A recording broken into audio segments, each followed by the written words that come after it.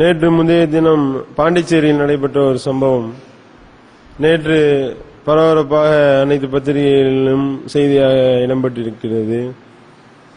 ரெட்டியார்பாளையத்தை சேர்ந்த அந்தோணிசாமி ஜோஸ்பின் என்ற தம்பதியருடைய பெண் குழந்தை பேர் கேத்ரின், வயது 15. அங்கே உள்ள அரசு மேல்நிலைப் பள்ளியில் 9ஆம் கிளாஸ் படிச்சுக்கிட்டு இருக்கிறாங்க.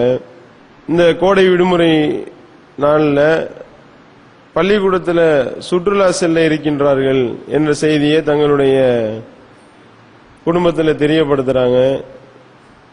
3 நாள் சுற்றுலா செல்வதற்கு உண்டான துணிமணிகள், பொருளாதாரம் எல்லாத்தையும் தாய் தகப்பன் அந்த பெண்மணிக்கு வழங்கி அந்த மாணவியிடத்தில் கொடுத்து அந்த மாணவிய சுற்றுலா அனுப்புறதுக்கு பஸ் ஏற்றி விடுறாங்க. மே 13ஆம் தேதி சுற்றுலா கிளம்புறாங்க. 3 நாள் சுற்றுலா. மே 16ஆம் தேதி ஆகியும் 16ஆம் தேதி ரிட்டர்ன் ஆகியிருக்கணும். 16ஆம் தேதி வர காணோம். மே 14ஆம் தேதியாவது ஆளை காணோம். மே 17ஆம் தேதி ஆகியும் அந்த மாணவி திரும்பல அப்படின்னோனையும் அந்த பெற்றோர்கள் போய் பள்ளிக்கூடத்தில் கேட்கிறாங்க, 3 நாள் சுற்றுலான்னு சொன்னீங்க, மே 17ஆம் தேதி ஆச்சு, ஆளு திரும்பி வரலையே அப்படின்னோடனே தான் அந்த பள்ளிக்கூட நிர்வாகத்தில் சொல்லியிருக்கிறாங்க, எந்த கிளாஸ்ல எந்த ஸ்கூல்ல மே மாசம் உங்களை சுற்றுலா கூட்டு போறாங்க என்று கேள்வி கேட்டிருக்கிறார்கள். அப்ப சுற்றுலா இல்லையா என்று இவர்கள் கேட்க, மே மாசம் யாரு சுற்றுலா கூட்டிட்டு போவா, அறிவு இல்லையா உங்களுக்கு என்று கேள்வி கேட்க, கடைசியில பார்த்தா இங்க அக்கம் பக்கத்தில் விசாரிச்சா ஒரு பையனோட ஏற்கனவே தொடர்பு இருந்திருக்கு. அந்த பையனோட லிங்க் ஏற்பட்டு ஆளு எஸ்கேப் ஆகிறதுக்காக தங்களுடைய பெற்றோரிடத்துல மே மாசம் சுற்றுலா கூட்டு போறாங்கன்னு சொல்லி இந்த மாதிரி பெற்ற தாய் தகப்பனே மகளுக்கு துணிமணி எல்லாத்தையும் பேக் பண்ணி கொடுத்து, அதோடு மட்டுமில்லாமல் செலவுக்கு காசும் கொடுத்து நல்லபடியா போயிட்டு வா மகளே என்று அனுப்பி வைத்திருக்கக்கூடிய ஒரு மோசமான ஒரு சூழலை பார்க்கிறோம். காரி துப்பக்கூடிய ஒரு வேலை. நேற்று தான் சொன்னோம், குழந்தைகளை கொஞ்சம் கவனமா வளர்க்க வேண்டும். குழந்தைகள் என்ன செய்யறாங்க, ஏது பண்றாங்க, இதெல்லாம் கவனிக்கணும். அந்த பொறுப்பு இந்த பெற்றோர்களுக்கு இருக்கின்றது அப்படின்னு நாம ஏற்கனவே சொல்லி காட்டணும். சொல்லி முடிச்சுட்டு பேப்பரை படிச்சு பார்த்தா அதை விட மோசமான ஒரு செயல் நடந்திருக்கின்றது.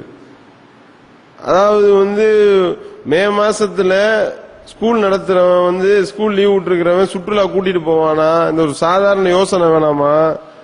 சரி, அப்படி மே மாசம் போறோம்னு சொல்றாங்க, ஸ்கூல் நிர்வாகத்துக்கு போனை போட்டு கேட்போம், அல்லது நான் வர்றேன் ஸ்கூல்ல என்னன்னு கேட்கிறேன் என்று சொல்லி ஒரு ஐடியா பண்ணி இருந்து போய் அந்த ஸ்கூல் நிர்வாகத்தில் கேட்டிருந்தா சுதாரித்து இருக்கலாம்.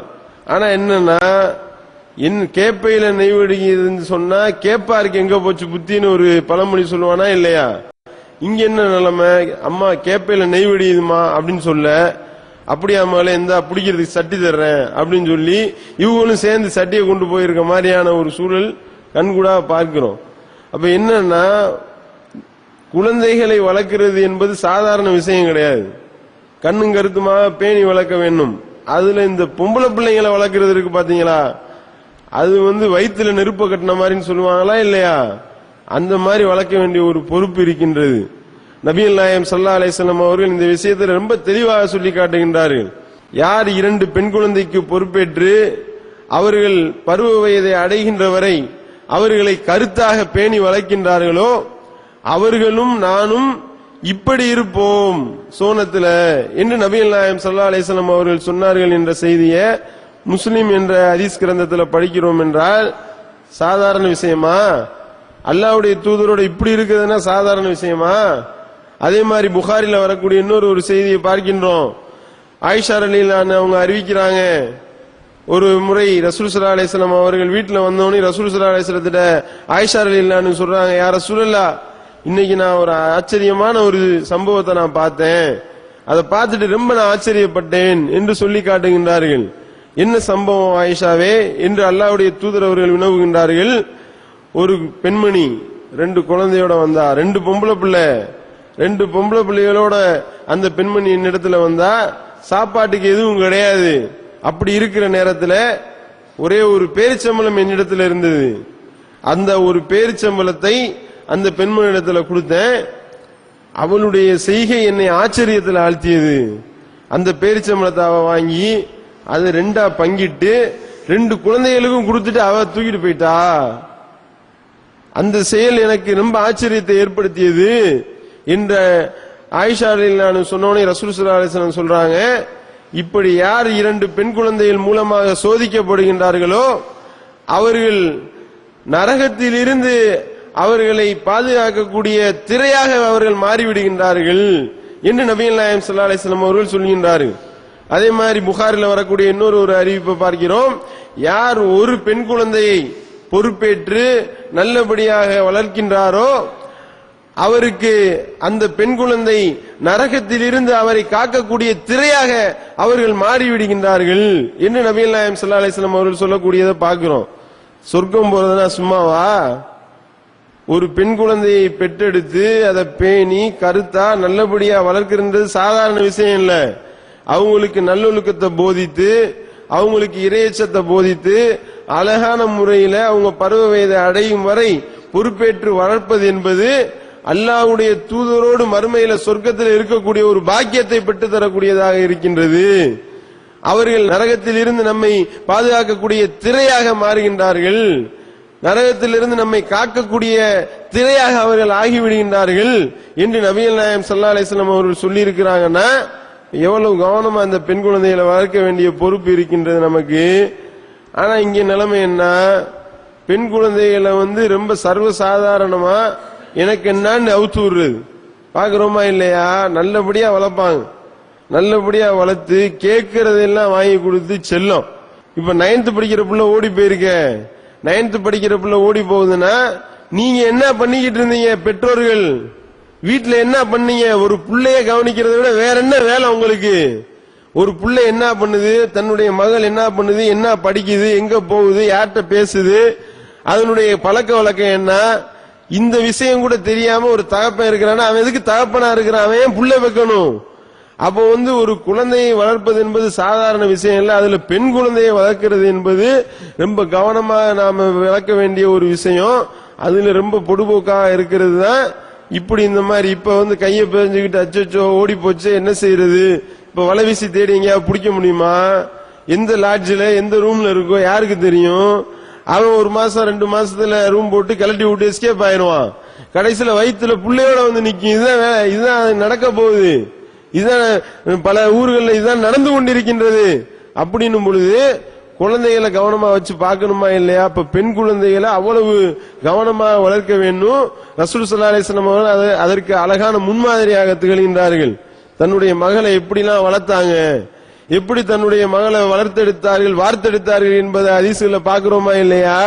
ஃபாத்திமா ரலியல்லாஹு அன்ஹா அவங்க ரசூல் ஸல்லல்லாஹு அலைஹி வஸல்லம் சொன்னாங்க, என்னுடைய உடலினுடைய ஒரு பகுதி என்னுடைய மகள் ஃபாத்திமா என்று சொன்னார்களே.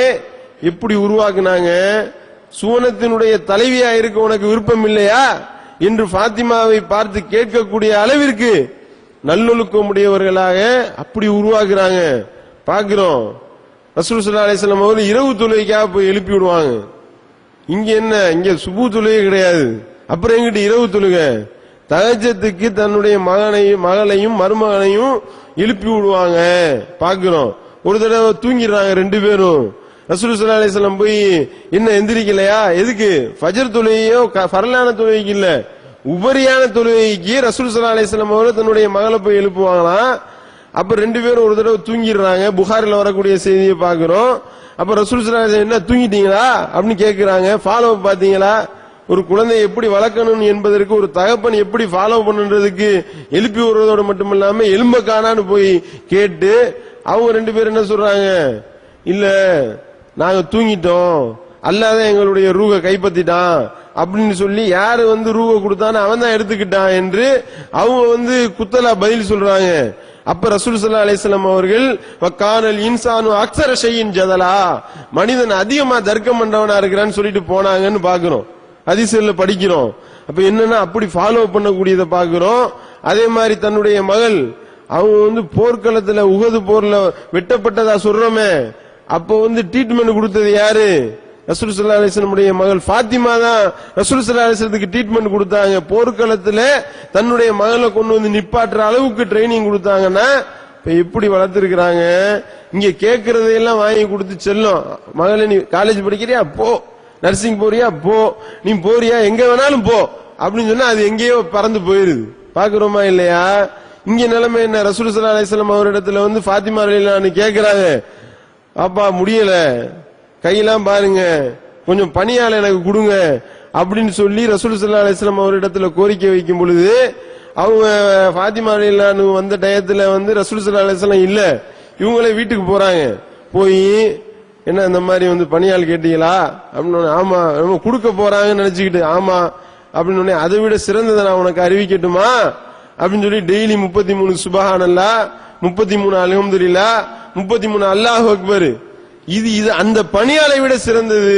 வளர்த்தெடுத்தாங்களா, வார்த்தெடுத்தாங்களா, ட்ரைனிங் கொடுத்தாங்களா? பாக்குறோமா? அதே மாதிரி தன்னுடைய மகள் அவங்களுடைய வீட்டுல ஒரு உருவத்தினான திரைச்சீலை தொங்கவிடப்பட்டு இருக்கின்றது. விருந்துக்கு போனவங்க புறக்கணிச்சுட்டு வெளியே வந்தாங்க. அப்படி உருவாக்குனாங்க மகளை. அதனாலதான் சுவனத்தினுடைய தலைவியா உனக்கு இருக்க விருப்பம் இல்லையா என்று கேட்கக்கூடிய அளவிற்கு ரசூல் ஸல்லல்லாஹு அலைஹி வஸல்லம் அவர்கள் வார்த்தெடுத்தார்கள் என்றால், பெண் குழந்தையை வளர்க்கறதுன்றது சாதாரண விஷயம் கிடையாது. அவங்களுடைய ஒவ்வொரு நடவடிக்கைகளையும் கவனிச்சு, அவங்களுடைய ஒவ்வொரு மூமெண்ட்டையும் பார்த்து அவங்களுக்கு நல்லொழுக்கத்தை போதிப்பது என்பது ரசூல் ஸல்லல்லாஹு அலைஹி வஸல்லம் அவர்களிடத்திலிருந்து அவ்வளவு அழகான முன்மாதிரி நமக்கு கிடைக்கின்றது. அப்படி நாம கவனமா வளர்த்தாதான் மறுமையில இப்படி இருப்போம். ரசூல் ஸல்லல்லாஹு அலைஹி வஸல்லம் இப்படி இருந்து அந்த நரகத்திலிருந்து காக்கக்கூடிய திரையாக அவர்கள் மாறுவார்கள். இதை நாம கவனத்துல கொண்டு நம்முடைய குழந்தைகளை, பெண் குழந்தைகளை கவனமா வளர்க்க வேண்டும். அப்படி இல்லாம எனக்கு என்னன்னு நம்ம அவுத்து விட்ட மாதிரி நம்ம நடந்து கொண்டோம் என்றால் நம்ம கண்ட்ரோல்ல அவங்க இருக்க மாட்டாங்க. அவங்க மறுமையில் இந்த உலகத்திலையும் கேவலப்பட்டு மறுமையிலையும் கேவலப்படக்கூடிய ஒரு நிலை ஏற்படும். அத்தகைய மோசமான சூழ்நிலையில் இருந்து வல்ல இறைவன் நம் அனைவரையும் பாதுகாக்க வேண்டும் என்று பிரார்த்தித்து நிறைவு செய்கின்றேன். வாயுதவான